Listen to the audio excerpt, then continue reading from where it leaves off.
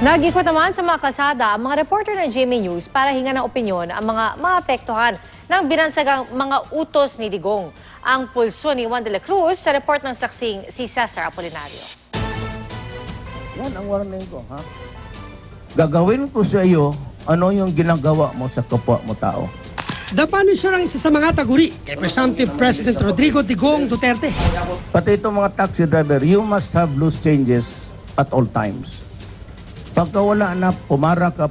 Change is coming ang pinagmamalaking slogan ng standard bearer ng PDP Laban. Kaya mga driver ng taxi na ito, may pantapat kaya sa utos na no barya, no pasada?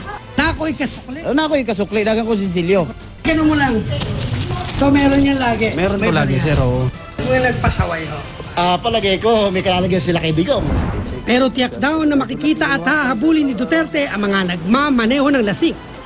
Pag nahuli ko kayo, uhubaran ko kayo dyan sa highway, tawagin ko yung mga media.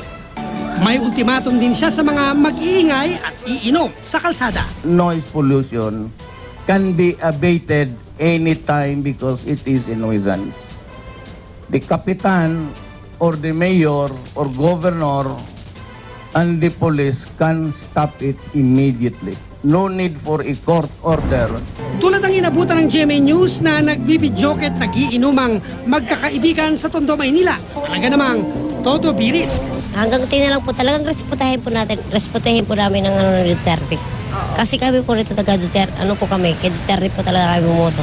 Maraming mga kababayan natin ang mga may trabaho, kinabukasan, pero dahil dyan sa mga ingay na yan, gusto man nilang magreklamo, hindi nila magawa dahil umiiwas sila sa away. Pero ang totoo nun, nakakaistorbo talaga yan. Hindi na po kami mahihirapan na magdisiplina sa kanila dahil magmula kay Presidente, ibababa niya hanggang sa barangayan.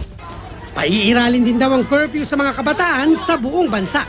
The barangay captain should direct the police where the parents live and arrest them. Pag hindi ninyo ito kaya, din sabihin ko sa barangay captain, be ready to face charges of neglect of duties. Yung magulang nang idemanda kung paulit-ulit na lang na ginagawa, tsaka yung guardian niya, kung sino man yung guardian ng bata. Cesar Apolinario ang inyong saksi.